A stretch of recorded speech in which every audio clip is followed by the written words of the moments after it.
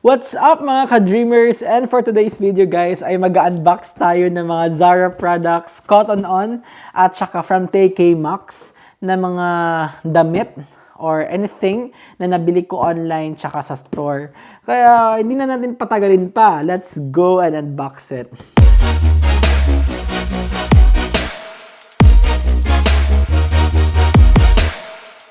So let's start siguro dito sa dito ata. Dito sa maliit. So actually, yung packaging niya nabasag siya, guys. So nabasag yung packaging niya. Parang akong si ano dito. Laki na mukha ko. So ayun. So hindi ko lang alam if paano talaga siya bubuksan. Kailangan ko ba siya? Ay, hello, sinira ko na agad-agad. Kailangan ko siyang sirain, guys. Ayan. Sorry, may tissue pa talaga dito. Paano ba? One eternity later. Ay, eto. Eto, guys. Dito ata. Apa, bobo. Ito, guys. Dito natin siya bubuksan. Ayan. Nabuksan na.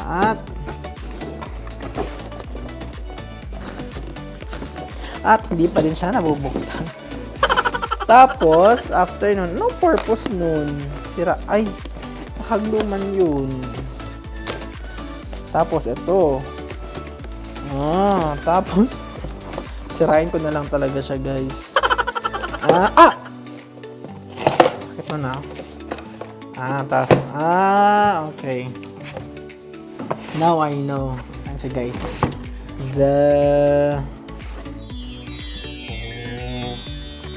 Fairness, ganda yung packaging niya, guys. Ito yung mga scents ko, guys. Dalawa sa 4 na gusto kong scents sa Zara. So, these are... Ay, isa lang pala to. Tapos, naka 30% off sila, guys. Kaya, sino pa bang ayaw sa ano? Sino pa bang ayaw sa... Ano, diba? Sa, ano tawag dito? Sa 30% off dito, guys. Yan. Perfect yung pagkahiwa. Eto pa.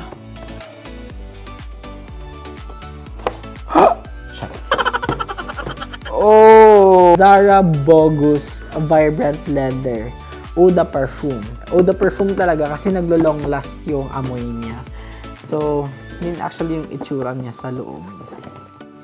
So, may maliit siya. May pang travel size ata siya. Pero puro siya Eau de Parfum. Eau de Parfum. Correct me if I'm wrong. So, ayun. So, ito siya, guys. 1, 2, 3. Oh. Ito 60 ml. Tapos ito naman ay 100 ml. Pero same lang yan sila ng scent. Maliit lang siya. Particular talaga sa akin yung amoy. So, ito yung... bango-bango niya talaga. Abi. As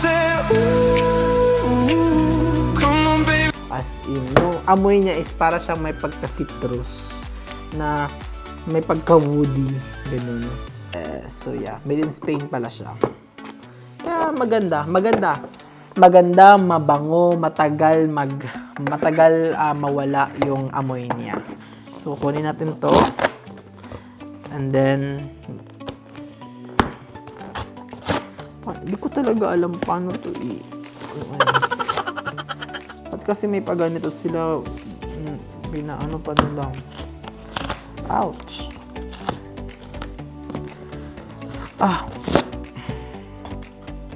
One eternity later. Guys, the moment of truth.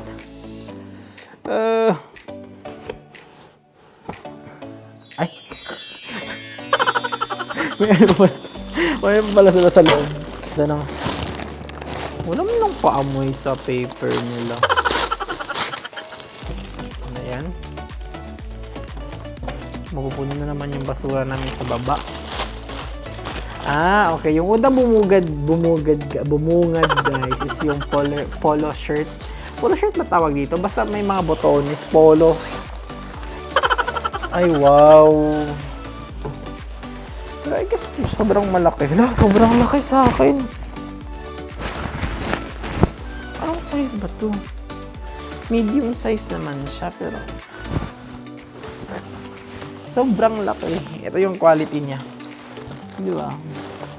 So, ito naman guys, ito yung next polo ko na nabili sa Zara. Ito siya, may pagka, ito yung design niya. Bango. Ganyan yung design niya. May pagka ahas-ahas. Ito naman is vibrant leather din siya, pero hindi siya bogus. Hindi siya katulad nung isa na blue. Ito naman ay puti naman to, puti. Ayan. Ang nakalagay dito is Zara leather, Zara vibrant leather. Eau de Parfum pa din siya. So, yan yun. At buksan natin. Ayan, 1, 2, 3. Ayan. Ayan, ang ganda-ganda niya, guys. Diba? Clear lang siya. Clear lang din siya. Woody siya, woody. Woody yung scent niya. Mabango as in. Lahat ng Zara perfume na gusto ko, guys. Ayan, ito yung isa sa mga hindi pwedeng mawala pag aalis ako ng bahay or mag-work ako kahit sa kusina, guys.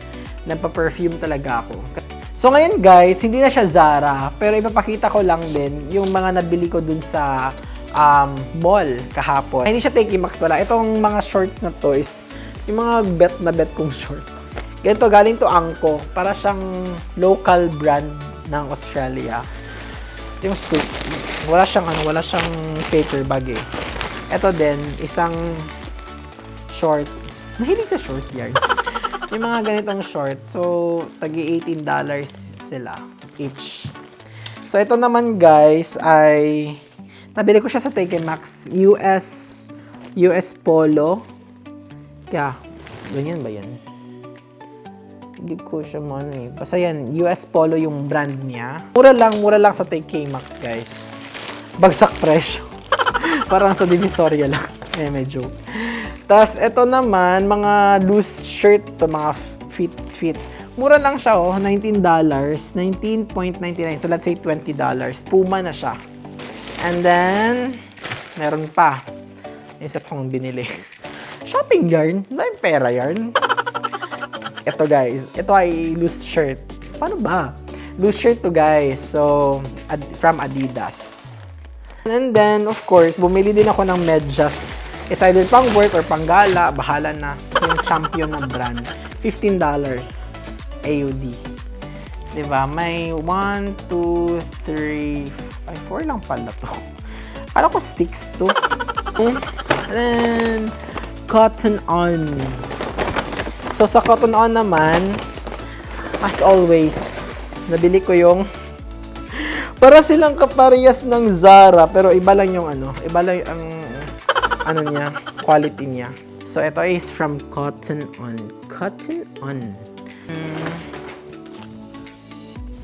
Yan. Same na sila na sinuot ko, pero mas dark lang to. Ito yung, niya, ito yung, tawag dito, quality ng shirts. So, ayan. At lastly, ito. Okay din to pang mga beach, mga ganyan. Bili na kayo, mga suki! Sabi ko. Ito, nakabili ako ng may supot. Galing talaga ito, Divisoria. Dito from Cotton On. Ito naman is from Cotton On pa din siya ng mga sunglasses. Ayan o, cotton. Ano ba yun? Yan. Cotton On. So, nabili ko to siya ng $20 each. So, ayan. Ito yung parang akong timang dito. Mahilig kasi ako sa sunglasses. Tapos, ito yung isa. Ito din from Cotton On din to. Same lang sila ng price.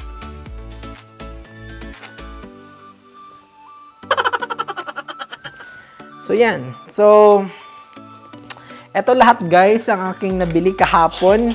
And kung nanonood ka hanggang dulo ng video, i-guess nyo lahat totally ng nagasto ko at kung sino yung may mas pinakamalapit na amount ay siyang mananalo ng 1,000 pesos.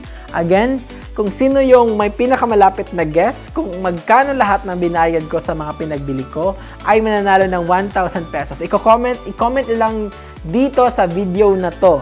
At kung ikaw ang may pinaka malapit na amount na na comment ay i-PM ka ng staff ko para i-receive ang iyong napanalunang 1,000 peso.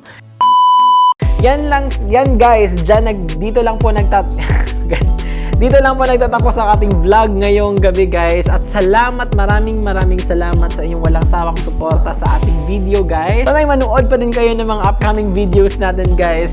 At huwag kalimutang mag-like, share, comment, at click the notification bell below ba? Click the notification bell there below. Basta kung saan na yan. Para ma-notify guys kung mag-upload ako ng mga bagong videos very soon. Again, this is Justin Australia saying, padayon lang para sa pangandoy. Bye!